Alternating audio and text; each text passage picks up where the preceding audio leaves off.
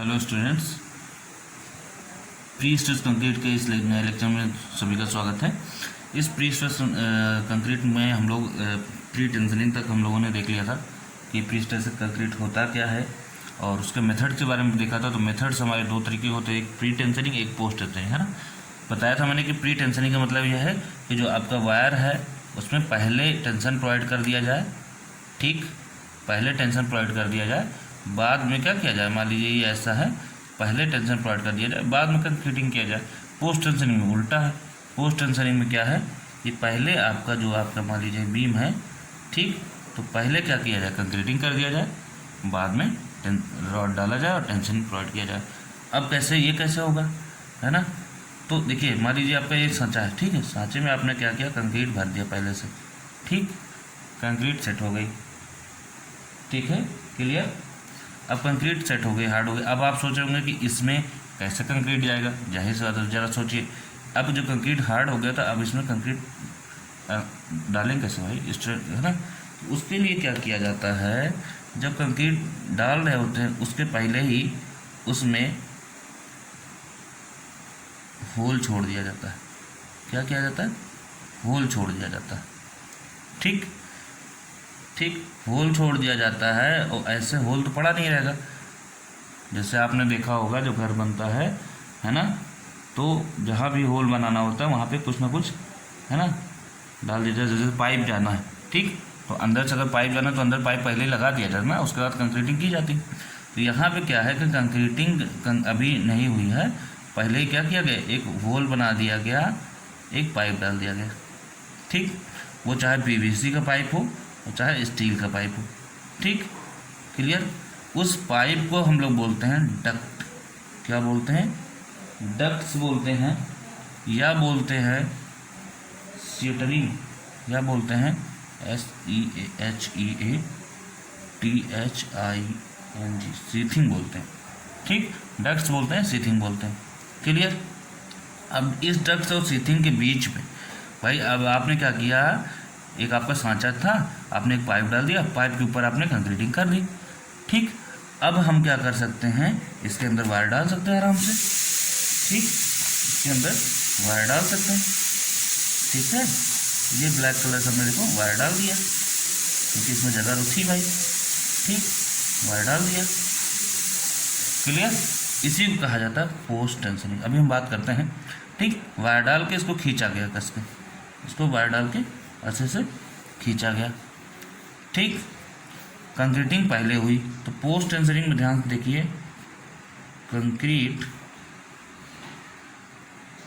Concreting first, ठीक, hardens, concrete पहले hard होता है, देन स्टील इज स्ट्रेस्ड। तब क्या किया जाता है, स्टील को स्ट्रेच किया जाता है, खींचा जाता है, उसमें टेंशन प्रोवाइड किया जाता है, ठीक है। अब फिर से बना के मैं बढ़िया से बता दे रहा हूँ, ये आपका कंक्रीट ब्लॉक है, ठीक, कंक्रीट ब्लॉक ये है। कंक्रीट ब्लॉक में क्या किया गया, ठीक है, कंक्रीट ब्लॉक में क्या किया गया, आपका ऐसे पाइप लगा दिया गया भाई। ये पीवीसी का भी आता है और स्टील का भी, ठीक है। इसको हम बोलते हैं जैसे, ठीक है, पाइप है, इसको हम बोल दिए, लेकिन पाइप बोलेंगे नहीं, इसको बोलेंगे डक्ट्स और सीथिंग, ठीक, क्लियर, ओके। अब इस स्टील या पीवीसी के डक्ट्स में हम करते क्या हैं, ये जो अभी तक हम टेंडन डाल रहे थे ना, एक एक दो दो, ठीक, तो हम क्या करते हैं, चाहे तो हम टेंडन डालते हैं ढेर सारे, चाहे केबल्स और चाहे वायर्स, ठीक। जैसे मैंने बताया था कि वही वायर क्या करते हैं, एक मान लीजिए ऐसे मोड़ दिया हमने, दूसरा ऊपर से हमने लाकर ऐसे मोड़ दिया, तीसरा हमने ऐसे मोड़ दिया, मतलब उसी में एक के अंदर एक ऐसे ढेर सारे, है ना। मान लीजिए आपने 10 वायर ले लिया, 10 वायर को आपने ऐसे ऐसे मोड़ के अच्छे से बढ़िया एक बना दिया, उसको 1 यूनिट बना दिया, और उसके बाद उसमें डाल दिया, फिर एक और बनाया, उसको उसमें से डाल दिया, ठीक, वही केबल कहलाता है, ठीक, वही टेंडन कहलाता है, ऐसा डाल दिया, ठीक है। क्लियर। अब आपने क्या किया, केबल या टेंडन या वायर डाल दिया भाई, टेंडन्स हो गए। ठीक, कंक्रीटिंग आपने पहले कर रखा है। जब आपने, ये आपका सांचा था, सांचे में आपने पीवीसी या डक्ट पाइप डाल दिया, इसको डक्ट कहते हैं। ठीक, और उसके बाद आपने कंक्रीटिंग कर दिया बढ़िया से।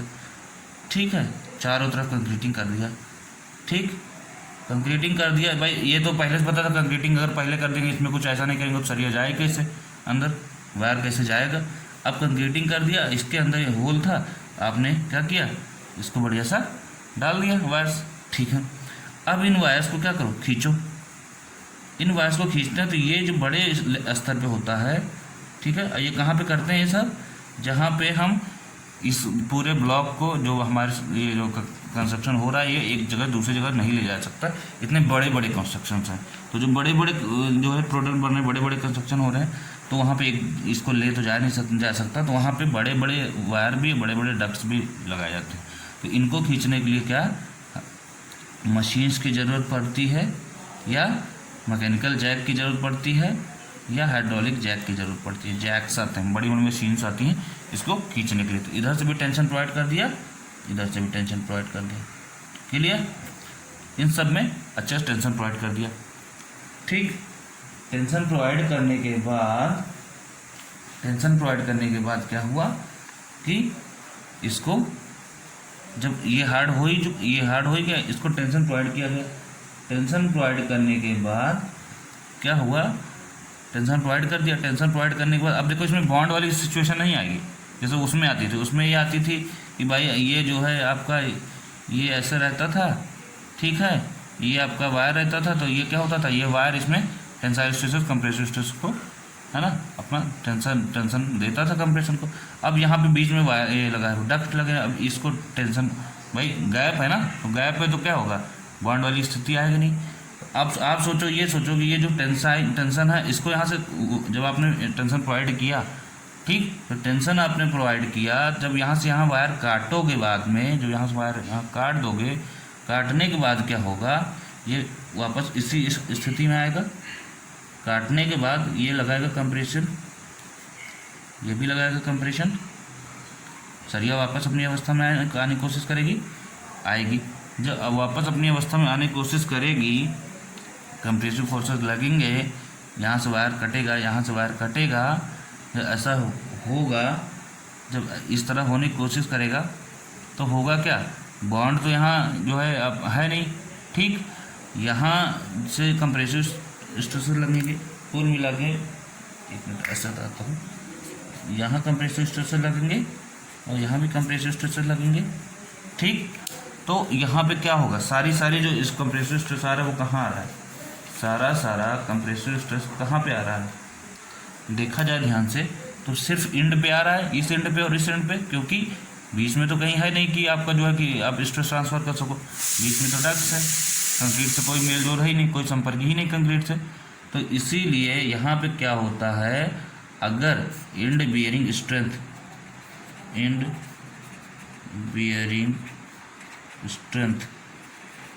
अच्छी होनी चाहिए, बहुत ही ज़्यादा होनी चाहिए, बहुत ही ज़्यादा। अगर नहीं अच्छी होगी तो क्या होगा, यहाँ पे सारे स्ट्रेसेस यहाँ लगेंगे स्ट्रेसेस, और कहीं नहीं लगेंगे, यहाँ तो बिल्कुल नहीं लगेगा, है ना, ये माना जाता है यहाँ रहता है कि है नहीं। ठीक, सारा कहाँ लग रहा है, सिर्फ एंड्स पे लग रहा है, तो यहाँ पे हाई बस्टिंग हो जाएगा, यहाँ पे हाई बस्टिंग होगा। ठीक, ये जो क्या नाम प्री टेंशन के केस में था कि हाँ बॉन्ड अच्छा होना चाहिए, एंड बेयरिंग स्ट्रेंथ अच्छी होनी चाहिए, यहाँ बहुत ही ज़्यादा अच्छी होनी चाहिए। क्लियर, ठीक है। तो अब क्या होगा, जब ये ऐसे कंप्रेसिव स्ट्रेसेस लाएगा तो वही वाली कहानी बन जाएगी, कंप्रेसिव स्ट्रेसेस आएंगे तो इसका शेप वैसे चेंज हो जाएगा, और ऊपर से लोड लगेगा तो फिर प्री स्ट्रेस वाला तो आप जानते ही हो। तो कुल मिला के इसमें क्या है, पोस्ट टेंशनिंग में क्या होता है, पोस्ट टेंशनिंग में पोस्ट का नाम ही है कि पहले कंक्रीटिंग, ठीक, कंक्रीट पहले हार्ड होगा, कंक्रीट हार्ड फर्स्ट, और देन क्या होगा, देन स्टील स्ट्रेस्ड, ठीक, पहले कंक्रीट हार्ड होगा, फिर स्टील क्या करेंगे, स्ट्रेच करेंगे। क्लियर? ठीक है। हाँ, ये टेंशन प्रोवाइड करेगा, ये कंप्रेसिव स्ट्रेस प्रोवाइड करेगा। जो कंप्रेसिव स्ट्रेस प्रोवाइड करेगा इसके टच में नहीं है, डायरेक्ट टच में नहीं, लेकिन इसके जो आपका स्टील डक्ट है ये टेंशन प्रोवाइड तो करेगा है ना। बस ये है कि स्टील डायरेक्ट संपर्क में इसके नहीं है, इसके कंक्रीट के बॉन्ड बना सके, इतना डायरेक्ट टच में नहीं बस। बाकी क्या है, ये इसको जो कंप्रेसिव फोर्सेस लगाएगा तो ये इसकी साइज ऐसे तो हो ही जाएगी, जाहिर सी बात है, ऐसे तो हो गई। ठीक है, क्लियर? ठीक। तो अगर देखा जाए कि कौन कौन से स्टेजेस हैं पोस्ट टेंशनिंग में जो यूज हुआ, तो स्टेजेस ध्यान से सुनिए। स्टेजेस इन पोस्ट टेंशनिंग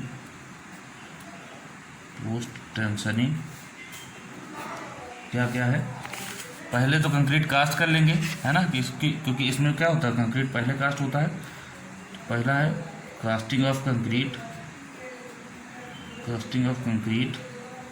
ठीक। दूसरा क्या है, कास्टिंग ऑफ कंक्रीट करने के बाद ये डक्ट्स प्रोवाइड करना, डक्ट्स के अंदर क्या करना, टेंडन प्रोवाइड करना। तो प्लेसमेंट ऑफ टेंडन्स,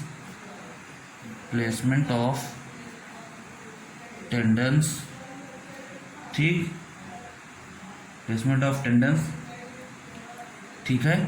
फिर तीसरा काम क्या है कि applying tension to the tendons. Tendon क्या करेंगे हम, टेंशन प्रोवाइड कर देंगे, ठीक है। उसके बाद क्या करेंगे, कटिंग द टेंडन्स, ठीक, कटिंग द टेंडन्स। उसके बाद क्या करेंगे, टेंडन्स को काट देंगे, ठीक। वो कंप्रेसिव स्ट्रेसेस जनरेट करेगा, ठीक है। अच्छा, अब इसके एडवांटेजेस क्या हैं? जैसे मैंने बताया था कि बड़े बड़े होंगे, है ना, प्रोडक्ट, तो वहाँ यूज होगा। The construction is very large scale, है ना, तो यह कह सकते हैं हैवी, और ख़ास कर ये कि ऐसी जगह पे ये साइड पे होगा जहाँ कंस्ट्रक्शन हो रहा होगा, है ना, क्योंकि इधर से उधर उठा के जाने ले आने में जहाँ पे समस्या होती वहाँ पे ऐसा करते हैं। तो advantages of post tensioning, tension बाद में प्रोवाइड करेंगे, पहले कंक्रीट डालेंगे, ठीक है। क्या होता है, सुटेबल होता है। पहला है सुटेबल फॉर, आप हैवी का लिख सकते हो, लार्ज, चाहे लार्ज स्केल लिखो चाहे लिखो हैवी। कास्ट इन प्लेस या cast in situ, cast in situ का भी क्या लिखा जाता है, मतलब कास्ट साइड पे जो कंस्ट्रक्शन होता है उसको कास्ट इन सीटू या लिख सकते हो कास्ट इन प्लेस। मेंबर्स, किसके लिए, हैवी जो मेंबर्स होते हैं उनके लिए सुटेबल होता है ना। जैसे मैंने बताया मेट्रो का कंस्ट्रक्शन हो रहा है, या बड़े बड़े ब्रिजेस के कंस्ट्रक्शन हो रहे हैं, ठीक है। दूसरी चीज़, इसमें अगर बॉन्ड की ट्रांसफ़र तो हो नहीं रहा, बॉन्ड तो अच्छा है नहीं, बॉन्ड वाली बात ही नहीं आएगी, तो कि ट्रांसफ़र करे अपना जो है टेंसाइल स्ट्रेसेस, तो यहाँ पे वेटिंग पीरियड क्या होता है, कम होता है, क्योंकि भाई हार्ड तो पहले ही हो चुका होता है आपका कंक्रीट, है ना, बस आपने टेंशन लगाया, ठीक है, और उसके कुछ देर बाद क्या हुआ, जब टेंशन बढ़िया से अच्छा हो गया तो क्या किया, आपने कट कर दिया, ठीक। तो वेटिंग पीरियड इज लेस, ठीक, okay, waiting period is less, ठीक। ये हो गया आपका एडवांटेजेस, ठीक। अब देखा जाए तो एक बार हम चाहे तो फ्री टेंशन और पोस्ट टेंशन की फिर से बात करने, आपको बिल्कुल जो कन्फ्यूजन हो वो दूर हो जाए, ठीक। फ्री टेंशन में क्या होता था, आपकी बीम ऐसे होती थी, आपका जो है ना ये होता था, ये आपका ऐसे प्रोवाइड कर दिया जाता था टेंडन को टेंशन, ठीक। तो प्री टेंशन ऐसा प्री स्ट्रेस है, कैसा प्री स्ट्रेसिंग है, इन विच टेंशनिंग इज डन, आप कह सकते हो tensioning is done before casting the concrete, यही ना, बिफोर कास्टिंग कंक्रीट कास्ट करने से पहले क्या करना है, आपको टेंशन प्रोवाइड कर देना है, ठीक। दूसरी खास बात यह है कि यहाँ पे बॉन्ड स्ट्रेंथ होती है, बॉन्ड स्ट्रेंथ इज इम्पोर्टेंट, नहीं बॉन्ड स्ट्रेंथ होगी तो यहाँ पे क्या होगा, है ना, क्रैक्स डेवलप हो जाएंगे। Bond strength is important in transferring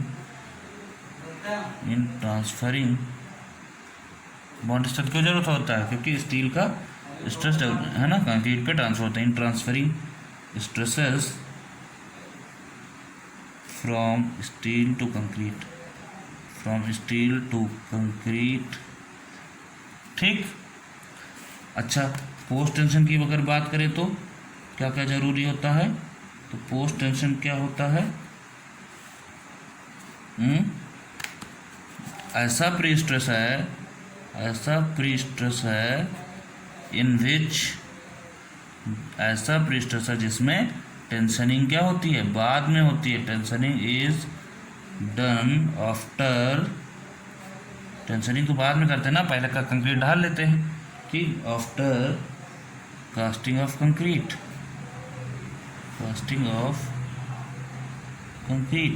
ठीक। यहाँ पे बॉन्ड स्ट्रेंथ नहीं जरूरत होती, यहाँ कौन सी स्ट्रेंथ ज़्यादा जरूरी होती है, इंड बियरिंग स्ट्रेंथ।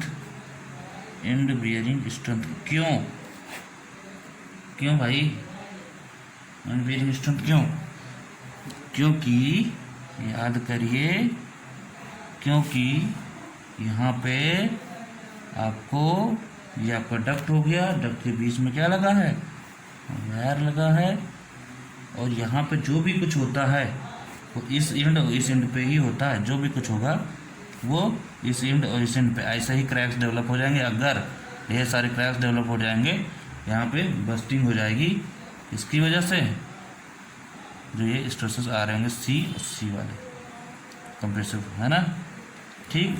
तो end bearing strength is so important या is important in transferring of, यहाँ पे यहीं से ट्रांसफर होता है, in transferring of stresses from steel to concrete. भाई इंड से ही ट्रांसफ़र होता है, यहाँ से यहाँ, है ना, क्या होता है, यहाँ से यहाँ ट्रांसफ़र होता है स्ट्रेसेस, इसीलिए ये इंड वाली जो स्ट्रेंथ है वो बहुत तगड़ी होनी चाहिए, इंड बेयरिंग स्ट्रेंथ, ठीक है। मतलब दोनों सिरे पे स्ट्रेंथ क्या होनी चाहिए, अच्छी होनी चाहिए, बहुत अच्छी होनी चाहिए। ओके, बॉन्ड स्ट्रेंथ हो गया, इंड बेयरिंग स्ट्रेंथ हो गया, एडवांटेज हो गया। अब हम बात करते हैं प्री टेंशनिंग पोस्ट टेंशनिंग दोनों हो गया। अब हम बात करते हैं कि जो अभी मैंने बात की थी हाई स्ट्रेंथ स्टील और हाई स्ट्रेंथ कंक्रीट, तो क्यों जरूरत पड़ती है हाई स्ट्रेंथ कंक्रीट और हाई स्ट्रेंथ स्टील की। इसमें जो आपने सुना होगा ना कि जो है RCC स्टील की जरूरत पड़ती है, कंक्रीट की, ठीक है। इसमें ये जो छोटे छोटे ग्रेड होता है ना, M20 M25, इससे काम नहीं चलेगा, है ना, ज़्यादा की जरूरत पड़ती है, ठीक है। तो need of high strength concrete, पहले देखते हैं कंक्रीट की ज़रूरत क्यों पड़ती है इतनी ज़्यादा, ठीक, और कितनी ज़रूरत पड़ेगी, ठीक है। यहाँ पे जो मैक्सिमम ज़रूरत पड़ती है, मैक्सिमम ग्रेड ऑफ कंक्रीट वो होती है, मैक्सिमम ग्रेड ऑफ कंक्रीट होती है 60 MPa। PA पास्कल होता है, पास्कल का मतलब होता है न्यूटन पर मीटर स्क्वायर, ठीक, क्लियर। तो 60 मेगा पास्कल की बात हो रही, ठीक है। दूसरी चीज़ मिनिमम ग्रेड्स ऑफ कंक्रीट, ये तो मैक्सिमम की बात हो गई। मिनिमम ग्रेड्स ऑफ कंक्रीट, तो मिनिमम ग्रेड्स ऑफ कंक्रीट दो तरीके से डिसाइड है, कैसे, फॉर प्री स्ट्रेस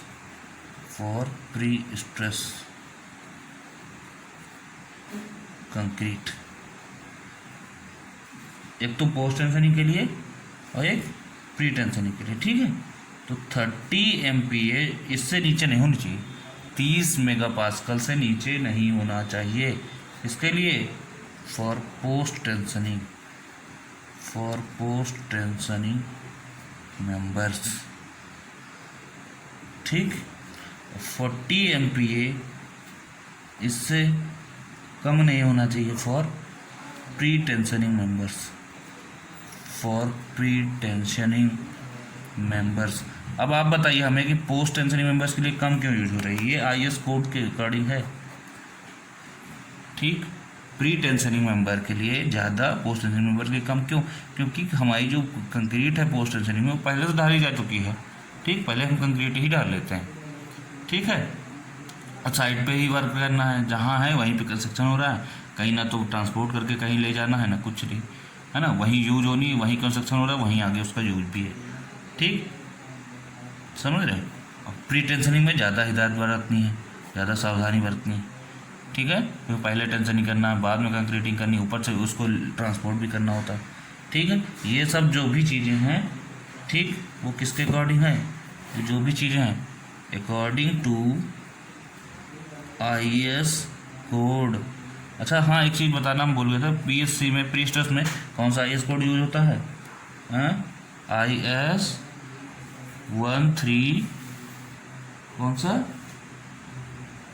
IS 1343, ठीक है, 1343 1980, ठीक है। कौन सा यूज होता है? IS 1343 1980। हाँ, ये रिवीजन भी हुआ, अपडेशन हुआ इसका, IS 1343 2012, ठीक है। 2012 में क्या हुआ था?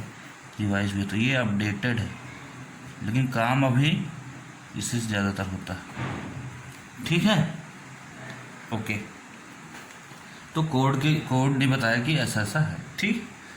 अच्छा, अब क्या होता है कि अगर हम हाई स्ट्रेंथ कंक्रीट यूज करते हैं तो होता क्या है? आपने देखा होगा कि RCC के बाद जब PSC यूज करेंगे तो हमने क्या देखा था? क्रॉस सेक्शन कम हो रहा था, है ना, क्योंकि कंक्रीट सारी यूटिलाइज हो जा रही थी, ठीक है। तो क्या होगा? इट रिजल्ट्स, इससे होगा क्या? It results reduction in concrete या reduction in cross section. Cross section हमारा कम होगा, B/D जो एरिया है वो कम यूज करेंगे, अच्छा रहेगा। लॉस ऑफ प्री स्ट्रेस, जो लॉसेस होंगे हमारे, ठीक है, प्री स्ट्रेस के, अगर हाई स्ट्रेंथ कंक्रीट यूज करोगे तो जो लॉसेस होंगे वो कम होंगे, ठीक है, रिड्यूस हो जाएंगे, वो कम होंगे, रिड्यूस में मतलब कम होना। और जो हाई स्ट्रेंथ कंक्रीट होगी तो जाहिर सी बात, अगर हाई स्ट्रेंथ कंक्रीट होगी 60 MPa जब सबसे ज़्यादा होगा, 40 होगा, 30 MPa होगा मेगा पास्कल, जाहिर सी बात है अगर हाई स्ट्रेंथ कंक्रीट होगी तो उसकी क्या होगी? उसकी बॉन्ड स्ट्रेंथ बढ़िया होगी, हाई बॉन्ड स्ट्रेंथ होगी, इसीलिए हाई बॉन्ड स्ट्रेंथ की जरूरत भी पड़ती है, इसीलिए हम ज़्यादा स्ट्रेंथ की कंक्रीट यूज करते हैं। हाई बॉन्ड स्ट्रेंथ होगी, ठीक, हाई एंड बियरिंग स्ट्रेंथ होगी, हाई एंड बियरिंग स्ट्रेंथ,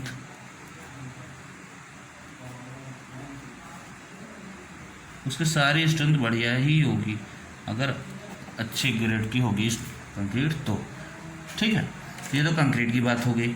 अगर हम एग्रीगेट की बात करें कि एग्रीगेट कोड क्या कहता है एग्रीगेट के बारे में, जो एग्रीगेट यूज होगा, ठीक है, कोर्स एग्रीगेट, उसकी अगर हम बात करें जो यूज होगा तो वो कितना लेना चाहिए? तो नॉमिनल, ठीक है, मैक्सिमम, ज़्यादा से ज़्यादा कोर्स एग्रीगेट जो यूज करेंगे हम उसकी बात कर रहे हैं। Coarse aggregate size will be, क्या होगा? ध्यान से सुनो, पहला केस कह रहा है कि एग्रीगेट की जो साइज होगी वो होगी T मिनिमम बाई 4, ठीक। दूसरा कह रहा है जो एग्रीगेट की साइज होगी वो होनी चाहिए spacing -5 mm। Spacing between tendons की बात हो रही है, जो टेंडन्स लगा रहे हैं हम लोग, वायर्स लगा रहे हैं, उनके बीच की स्पेसिंग -5 mm जो भी आए, ठीक। तीसरा है कि एग्रीगेट की जो साइज होगी वो होगी 40 mm, ठीक। ध्यान सुनो, इन तीनों में से जो भी मिनिमम होगा वो होगा मैक्सिमम कोर्स एग्रीगेट। मैक्सिमम याद रखो, यह मिनिमम होगा। ये टी मिनिमम क्या है? Thickness, minimum thickness. नहीं समझ में आएगा भाई, क्या नहीं आएगा। कोड कह रहा है कि हमारी जो मैक्सिमम कोर्स एग्रीगेट, जो मैक्सिमम साइज होना चाहिए कोर्स एग्रीगेट का, वो होना चाहिए मिनिमम ऑफ दीज थ्री। तीनों में से जो मिनिमम होगा वो होगा। अब ये तीनों हैं क्या कि एवरेज साइज जो थिकनेस, मिनिमम थिकनेस होगी बट उसके डिवाइडेड बाई 4 के, या टेंडेंस के बीच जो स्पेसिंग होगी -5 mm या 40 mm। इन तीनों में से जो भी मिनिमम होगा वो क्या होगा? मैक्सिमम कोर्स एग्रीगेट का साइज होगा। ठीक, क्लियर? तो ये हमारे कोड ने बताया, pre stress concrete code IS 1343 1980 या 2012। क्लियर? अच्छा, अगर अब हम बात करें हाई स्ट्रेंथ स्टील की जरूरत क्यों पड़ेगी? कंक्रीट की जरूरत पड़ गई, पता चल गया कि भाई कंक्रीट की जरूरत ज़्यादा, क्योंकि हाई बॉन्ड स्ट्रेंथ चाहिए होता है, हाई इंड बेरिंग स्ट्रेंथ चाहिए होता है। ठीक है, need of high strength steel, high strength steel. ठीक, ध्यान से सुनो, हाई स्ट्रेंथ स्टील की क्यों जरूरत पड़ती है? देखना, अगर ये हमारा ठीक ब्लॉक है, हमने लगाया यहाँ पर टेंडन, हमने यहाँ लगाया टेंडन। ठीक, अब एक बात बताओ, टेंडन लगाने के बाद ये कंप्रेसिव स्ट्रेस देता है भाई? जब टेंशन अप्लाई करते हैं उसके बाद की बात देगा, कंक्रीटिंग के बाद। ठीक, अब एक बात बताओ, ये कंप्रेस होगा, कंप्रेस होके मान लीजिए कंप्रेस होके ये कुछ भाई कुछ तो कम होगा ही, ये कुछ कम हो गया, मान लीजिए डेल्टा कमी आ गई, डेल्टा की कमी आ गई। ठीक, इसकी लेंथ आप मान लीजिए कैपिटल L थी पहले। ठीक है, तो यहाँ स्ट्रेन क्या आएगा? Strain change in length upon original length होता है, या change in dimension upon original dimension होता है। मतलब यहाँ क्या आएगा? डेल्टा बाई L आ जाएगा, जो स्ट्रेन आएगा एप्सिलॉन बराबर, ये तो आएगा। ठीक, कोड के हिसाब से प्री स्ट्रेस कंक्रीट में जो स्ट्रेन होता है, स्ट्रेन इज ऑर्डर ऑफ, है ना, दिस स्ट्रेन ऐसा लिख लो, this strain is of order is equal to 0.0008। ठीक, जो एग्जैक्ट मैक्सिमम स्ट्रेन होगी वो इतनी होगी। ठीक, अच्छा, अब देखा जाए कि लॉस ऑफ प्री स्ट्रेस क्या होगा, यहाँ से निकाला जाएगा लॉस ऑफ प्री स्ट्रेस। भाई स्ट्रेन होगा तो प्री स्ट्रेस भी तो आएगा। ठीक, अच्छा, तो लॉसेज ऑफ जो प्री स्ट्रेस होंगे, प्री स्ट्रेस में जो लॉस होगा, प्री स्ट्रेस क्या है? यही सी क्या है? कंप्रेसिव स्ट्रेस है। यहाँ क्या? सी कंप्रेसिव स्ट्रेस। ठीक, तो इसमें लॉस होगा कि नहीं होगा? ठीक है, क्या होगा? आपको पता है कि स्ट्रेस बराबर क्या होता है? स्ट्रेस बराबर क्या होता है? इतना इंटू इतना होता है, हाँ, यंग मॉडुलस इंटू स्ट्रेन। ठीक, तो यंग मॉडुलस इंटू स्ट्रेन। ठीक, यंग मॉडुलस ऑफ स्टील कितना होता है? 2 × 10⁵ न्यूटन पर mm², यही तो होता है, इंटू 0.0008, ये आपका ये आ गया। ठीक, मल्टीप्लाई अगर हम करेंगे तो आएगा कितना? 160 न्यूटन पर mm²। ठीक, ये लॉस ऑफ प्री स्ट्रेस निकल आ रहा है। ठीक है, कुल मिला के कहने का मतलब है कि जो स्ट्रेसिंग हो रही है, जो प्री स्ट्रेस हो रहा है, तो प्री स्ट्रेस से जो कंप्रेसिव स्ट्रेस लग रहे हैं, ठीक है, कंप्रेसिव स्ट्रेस जब लग रहा है तो उसमें स्ट्रेस में कुछ लॉसेस तो हो रहे हैं।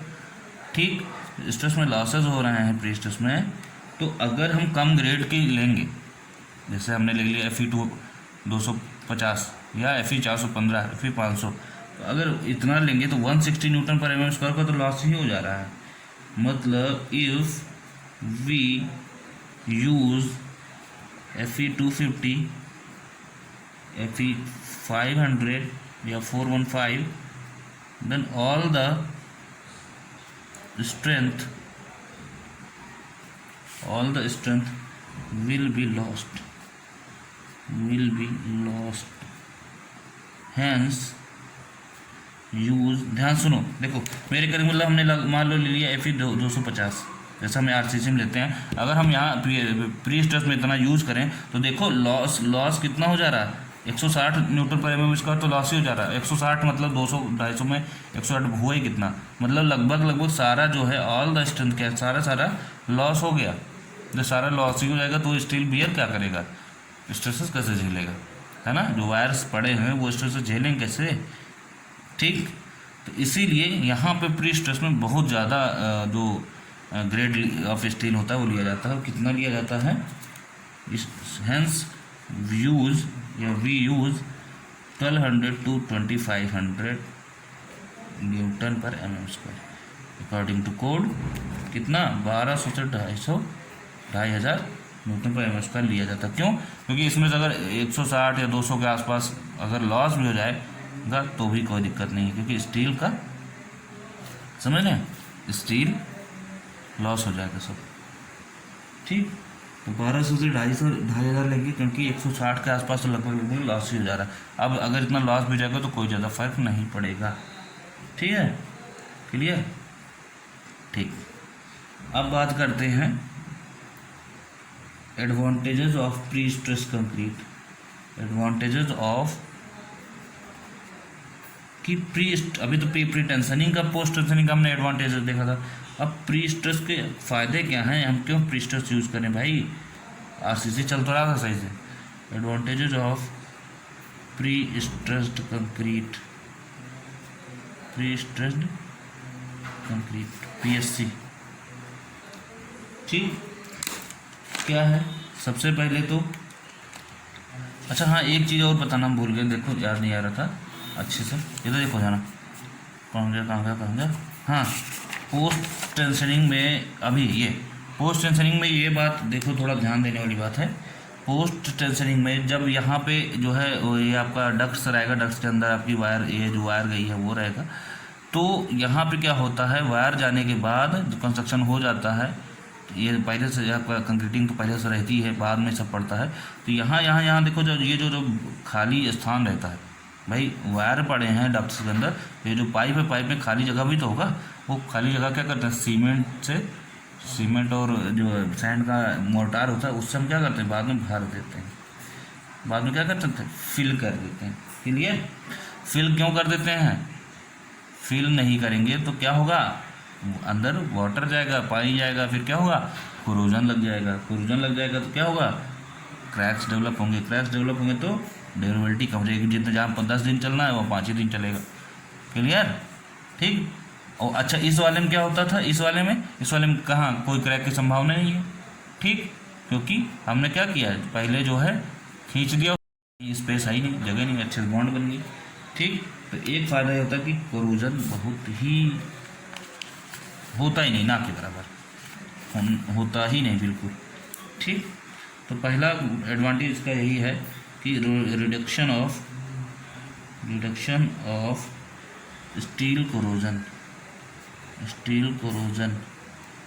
कोरोजन होने ही नहीं देते। स्टील कोरोजन अगर कम हुआ मतलब लेस क्रैक्स मतलब ड्यूरेबिलिटी ज़्यादा, क्या होगी, ड्यूरेबिलिटी ज़्यादा। RCC में ऐसा नहीं है, कोरोजन वहाँ होते हैं, है ना, सर्विसिबिलिटी कम, वहाँ कम रहती है, यहाँ सर्विसिबिलिटी ज़्यादा रहती है, ठीक है। कोरोजन आता तभी सर्विसिबिलिटी की बात होती है, तो यहाँ ड्यूरेबिलिटी ज़्यादा होगी, मतलब बिल्डिंग जो आपकी ब्रिज बनेगा वो ज़्यादा दिन तक चलेगा, ठीक है। दूसरी चीज़ हमने ये बात की थी, देखा होगा आपने, है ना, नहीं देखा तो फिर से आपको दिखा देता हूँ कि आपने देखा होगा, यहाँ पे हमने क्या बताया था, कंक्रीट इज फुल्ली यूटिलाइज्ड, ठीक है। यहाँ पे इतना ही कंक्रीट यूज हो रहा था, यहाँ पे इतना ही, यहाँ पे पूरी कंक्रीट यूज हो जा रही थी, ठीक। तो कंक्रीट इज फुल्ली यूटिलाइज्ड मतलब फुल सेक्शन इज यूटिलाइज्ड, ठीक है। फुल सेक्शन यूटिलाइज होगा मतलब, ध्यान से देखो, अच्छा जरा इधर, हेलो इधर देखो, यहाँ से यहाँ क्या होता था, डी भाई साहब, डी यहाँ से यहाँ तक कितना होता था, स्मॉल डी यही तो होता था, ठीक। अब यहाँ से तो फुल सेक्शन इज यूटिलाइज्ड का मतलब ये हो जाएगा कि आपका मोमेंट ऑफ इनर्शिया क्या हो जाएगा, हाइयर हो जाएगा, ज़्यादा होगा और लेस डिफॉर्मेशन होगा। ठीक है, तो ये एडवांटेजेस हैं। और आपका एडवांटेज क्या है, आपका एडवांटेज यह है कि और एक चीज़ एडवांटेज हो जाता है कि शियर कैपेसिटी जो है आपकी बढ़ जाती है। ठीक है, शियर कैपेसिटी बढ़ जाती है क्योंकि आरसीसी में शियर की वजह से फेलियर होता है। और दूसरी चीज़ ये हो जाता है कि जो आपकी पानी की टंकी वगैरह होती है ना, जहाँ भी प्रेशर लग रहा हो जिससे लीकेज होता है, तो यहाँ पे भाई लीकेज की कोई संभावना तो होगी नहीं। ठीक है, जो ऐसे इस टाइप के प्रेशर लगेंगे वो भी नहीं लगेंगे क्योंकि हम क्या कैसे ऐसे टेंडेंस लगा देंगे। ठीक है, तो suitable for use in pressure vessels, इनको प्रेशर वेसल बोला जाता है जो ऐसे प्रेशर लगाते हैं। ठीक है, कोई भी टैंक वगैरह हो, ठीक, प्रेशर वेसल्स या लिक्विड रिटेनिंग जिसमें पानी भरा हो या कोई भी ऑयल भरा हो, जो भी टैंक हो, लिक्विड रिटेनिंग स्ट्रक्चर्स के लिए भी बढ़िया होता है। ठीक है, जैसे कि वाटर टैंक्स, इन सब के लिए सुटेबल होता है प्री स्ट्रेस कंक्रीट। ठीक है, प्री स्ट्रेसिंग इन सब के लिए बढ़िया होता है। ठीक है, नेक्स्ट अगर हम बात करें तो जो है किसके लिए बढ़िया होता है, लार्जर स्पैन पॉसिबल, है ना। जैसे मैंने वही बात की थी कि बड़े बड़े ब्रिजेस के लिए, है ना, लार्जर स्पैन पॉसिबल, है ना। बड़े बड़े लेंथ के स्लैब नहीं होते पुल में, उनके लिए बढ़िया होता है with pre stressing, larger span possible with pre stressing. अगर प्री स्ट्रेसिंग रहेगा तो बड़े बड़े आपके स्पैन होंगे, बड़े बड़े, और आप क्या करो, बीच बीच से कट कर दो टेंडन को, काम हो जाएगा। ठीक, प्री स्ट्रेसिंग जैसे कि ब्रिजेस और कहाँ, बिल्डिंग्स विद लार्ज कॉलम्स। कौन सी बिल्डिंग, ब्रिजेस के लिए तो ठीक ही है, और बड़े बड़े कॉलम वाली बिल्डिंग, है ना। ठीक है, विद लार्ज कॉलम, ठीक, एक्सेट्रा, इन सब के लिए बढ़िया रहता है आपका प्री स्ट्रेसिंग। ठीक है, और सबसे बड़ी चीज़, एक चीज़ और कि सबसे अच्छा क्या होता है, रैपिड कंस्ट्रक्शन होता है। आरसीसी में टाइम लगता है, प्री स्ट्रेस में क्या होता है, कंस्ट्रक्शन, जल्दी कंस्ट्रक्शन होता है। ठीक, बेटर क्वालिटी होती है, बेटर क्वालिटी कंट्रोल। ठीक, इसमें रहता है रिड्यूस मेंटेनेंस की ज़्यादा ज़रूरत ही नहीं पड़ेगी, है ना, मेंटेनेंस की ज़्यादा ज़रूरत ही नहीं पड़ेगी, मेंटेनेंस कम हो जाता है। अच्छा, और किसके लिए ज़रूरत पड़ता है, रिपीटेटिव कंस्ट्रक्शन के लिए, है ना, कि जो कंस्ट्रक्शन रिपीट हो रहा हो। ठीक है, वही काम वहाँ हुआ, वही काम फिर हुआ, फिर वही काम हुआ, तो सुटेबल फॉर रिपीटेटिव कंस्ट्रक्शन।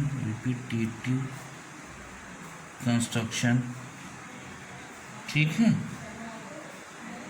और सबसे बड़ी बात है कि हर शेप में अवेलेबल हो, स्टैंडर्ड शेप में। जैसे लीनियर है, आपको स्लीपर बनना है ऐसे बन जाएगा, पानी की टंकी बननी है सर्कुलर बन जाएगा।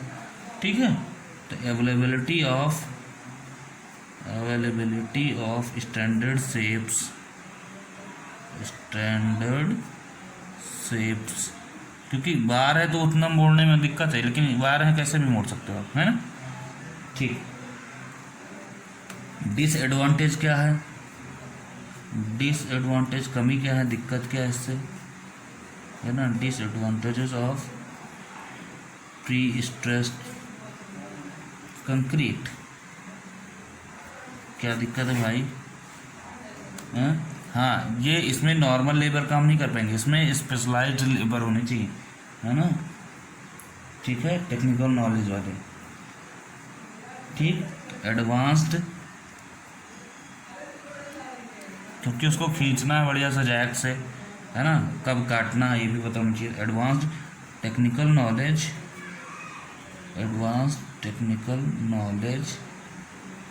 And strict supervision is very important. Supervisor ही तो सुपरविजन करेंगे, strict supervision is very important is very important. ठीक भाई, जाहिर सी बात है पैसा ज़्यादा लगेगा आपका। दूसरी चीज़ कि मशीन्स बहुत चाहिए होंगी जैक वगैरह बांधने के लिए, है ना। It needs specialised, special machine की जरूरत पड़ेगी, स्पेशलाइज्ड कंस्ट्रक्शन मशीन्स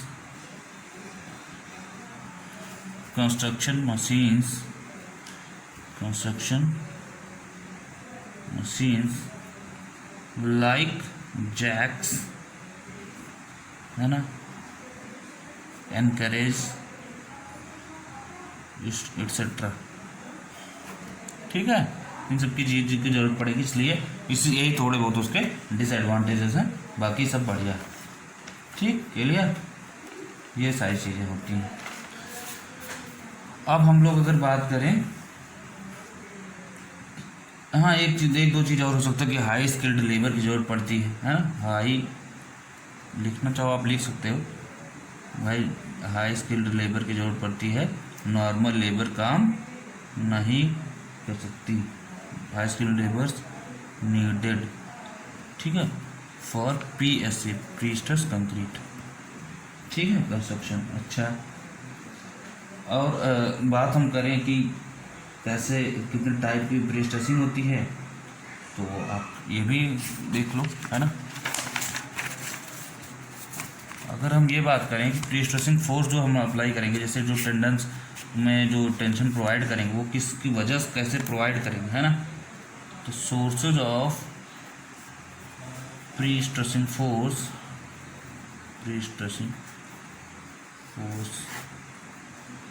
ठीक। तो 4 तरीके के फोर्स होते हैं। एक तो आप ना मैकेनिकल क्या करो, मैकेनिकल कर सकते हो, मतलब लेबर क्या करें, बढ़िया सा खींचे हुआ है इसको, है ना, मैकेनिकल सोर्सेज है। दूसरा है कि आप ना हाइड्रोलिक जैक लगाओ, हाइड्रोलिक जैक समझ सकते हो, जिसमें लुब्रिकेंट भरा रहता है, ऑयल रहता है ना, मशीन होती है वो, हाइड्रोलिक जैक लगा के आप इसको खींच सकते हो बढ़िया से, एक इधर एक इधर। ठीक।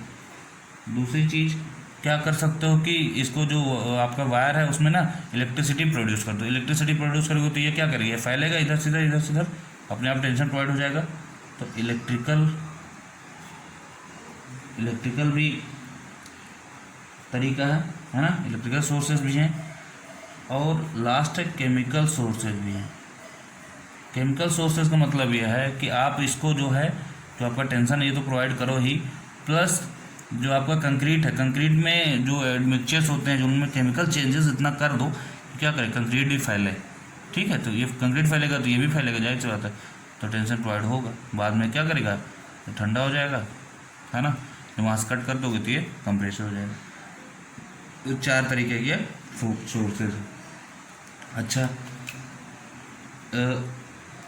किस किस शेप की जो है ना, शेप्स ऑफ प्रीस्ट्रेसिंग, किस शेप के हिसाब से जो है प्रीस्ट्रेसिंग होती है, तो ये भी देख लीजिए। अभी मैंने बताया था आपको कि ये तो जैसे स्लीपर में लीनियर और टंकी वगैरह में, है ना, सर्कुलर। तो लीनियर और सर्कुलर प्रीस्ट्रेसिंग, जैसा आप चाहो वैसा प्रीस्ट्रेसिंग कर सकते हो। ठीक है, लीनियर और सर्कुलर प्रीस्ट्रेसिंग होती है किसके, on the base of shape. ठीक है, जैसे जरूरत पड़े। फिर प्रीस्ट्रेसिंग कैसे होती है, एक तो इस डायरेक्शन में, एक ही डायरेक्शन में केवल प्रीस्ट्रेस करना, खींचना, दोनों डायरेक्शन खींचना है तो यूनी एक्सियल, बाई एक्सियल या कई डायरेक्शन में करना है। तो डायरेक्शन के हिसाब से भी यूनी एक्सियल, बाई एक्सियल और मल्टी एक्सियल प्रीस्ट्रेसिंग। इसका मतलब नहीं समझाया, प्रीस्ट्रेसिंग जिस डायरेक्शन में, अगर आपको एक ही डायरेक्शन प्रीस्ट्रेस करना है तो एक ही डायरेक्शन खींचो। ठीक, अगर 2 डायरेक्शन खींचना है तो 2 डायरेक्शन में बाई एक्सियल हो जाएगा, कई डायरेक्शन में तो मल्टी एक्सियल रहेगा, है ना। क्लियर। तो मल्टी कई डायरेक्शन प्री स्ट्रेचिंग करें मल्टी एक्सियल प्री स्ट्रेचिंग कहलाएगा, यूनिएक्सियल बाइएक्सियल और मल्टी एक्सियल प्री स्ट्रेचिंग कहलाएगा। ठीक है, नेक्स्ट अगर हम बात करें कि टाइप्स ऑफ प्री स्ट्रेचिंग, कितने तरीके का प्री स्ट्रेचिंग होता है, ठीक, सब पढ़ लिया जाएगा आज। ठीक है, प्री स्ट्रेचिंग के बारे में, टाइप्स ऑफ प्री स्ट्रेचिंग। ठीक, कितने टाइप ऑफ प्री स्ट्रेचिंग होता है? एक तो हमारा होता है, ठीक, पार्शियल प्री स्ट्रेचिंग। एक मिनट, पहले फुल से शुरू करते हैं। फुल प्री स्ट्रेचिंग, क्योंकि कोड ने जैसा बताया वैसे ही बताते हैं ना। फुल स्ट्रेचिंग को कोड ने बताया है टाइप 1। कौन सा है? टाइप 1 प्री स्ट्रेचिंग है full pre stretching. Full pre stretching क्या होता है, जैसे अभी हम लोगों ने बात की थी कि इतना अच्छे से उसको खींचते हैं, इतना अच्छे से उसको खींचते हैं, बाद में जब ये कंप्रेशन लगाता है, आपकी बीम ऐसी होती है, ऊपर से लोड लगता है, फिर ये नॉर्मल हो जाती है। तो नॉर्मल हो जाती है तो इसमें फिर ये वाला टेंशन नहीं आता है ना। नॉर्मल हो गई तो नॉर्मल बीम है, फिर ऑर्डिनरी बीम, फिर उसमें क्या होता है, टेंसाइल स्ट्रेसेस नहीं डेवलप होते। तो फुल प्री स्ट्रेचिंग वो प्री स्ट्रेचिंग है जिसमें no tensile stresses developed, no tensile stresses is allowed. ठीक, clear? No tensile stresses is allowed in concrete under service loads. Under, ये भाषा है लिखने की, लैंग्वेज है, अंडर सर्विस लोड्स। आपको केवल इतना ध्यान रखना है कि टेंसाइल स्ट्रेसेस नहीं डेवलप होंगे, no tensile stresses is allowed. ठीक है, क्लियर? मतलब पूरी तरीके से क्या है भाई, प्री स्ट्रेचिंग के भी तरीके हैं, पूरी तरीके से बीम नॉर्मल कंडीशन में, ठीक है, आफ्टर प्री स्ट्रेचिंग बीम पूरी तरीके से नॉर्मल आ जाएगी। अगर ऐसे हुई है, ठीक है, तो ऊपर से जब लोड लगेगा तो क्या होगा, एग्जैक्ट नॉर्मल कंडीशन में आ जाएगा। इसमें कोई भी नो टेंसाइल, कोई भी टेंसाइल स्ट्रेसेस डेवलप नहीं होंगे। ठीक, अच्छा, दूसरी चीज़ जो दूसरा टाइप 2 है उसका क्या है, ये तो फुल स्ट्रेचिंग हो गया। दूसरा है हमारा limited pre stretching. Limited pre stretching को कोड ने कहा है टाइप 2। टाइप 2 में लिमिटेड में क्या है कि टेंसाइल स्ट्रेसेस आते हैं लेकिन क्रैक विड्थ जो है उसकी कम होती है। मतलब टेंसाइल स्ट्रेसेस, ठीक, under service loads is within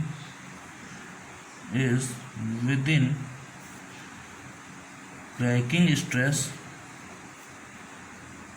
of concrete, within the cracking stress of concrete। नहीं समझे? इतने टेंसाइल स्ट्रेस आता है, इतना ही थोड़ा सा ही आता है कि जो क्रैकिंग स्ट्रेस है, जहाँ पे क्रैक डेवलप होंगे वहाँ मान लीजिए कि 50 पे क्रैक डेवलप हो जाएगा, 50 न्यूटन पर mm² पे क्रैक डेवलप हो जाएगा, इससे ज़्यादा आप नहीं जा सकते। तो क्या है, टेंसाइल स्ट्रेस कितने आ रहे हैं, 40 तक आ रहा है, इसके अंदर ही रेंज में ही है, अभी क्रैक्स नहीं डेवलप हुए। तो कुल मिला के सिर्फ टेंसाइल स्ट्रेसेस हैं, नो क्रैक्स। ठीक, क्लियर? तीसरा है पार्शियल का नाम ही पता होगा कि पार्शियल प्री स्ट्रेचिंग है, ठीक है, अधूरा। ठीक, ये है type 3।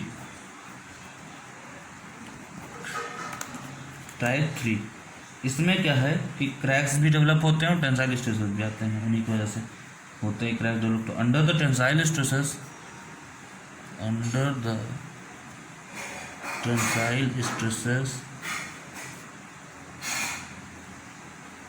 due to service loads, the crack width is within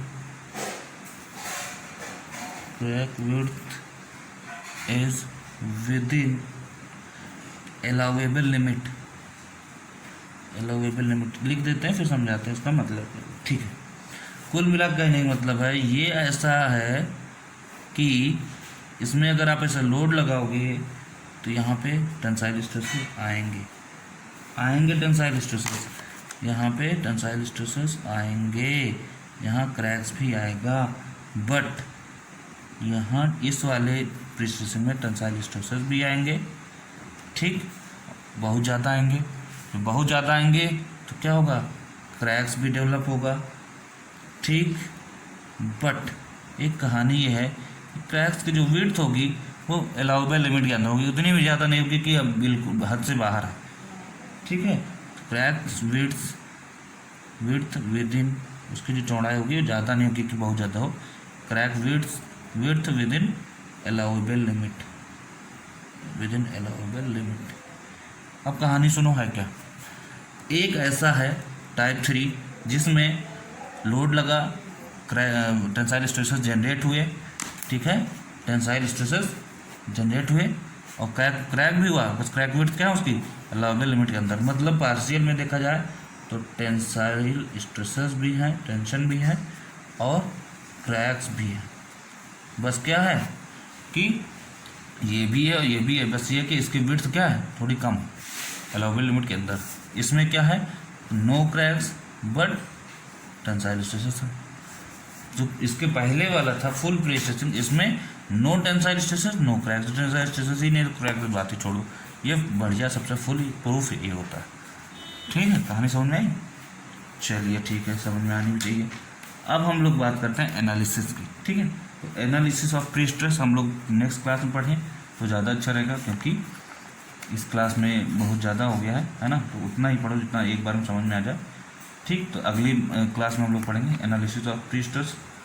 तो आई होप इतना समझ में आया होगा। एनालिसिस तो और ही इजी है, बहुत ही बढ़िया है, ठीक है। तो एनालिसिस करते हैं विद वन न्यूमेरिकल, एक न्यूमेरिकल के साथ हम लोग एनालिसिस करेंगे, ठीक है, प्री स्ट्रेस के, ठीक है। इतना आप रिवाइज कर लीजिए जितना आपने पढ़ा है। नेक्स्ट क्लास मिलते हैं।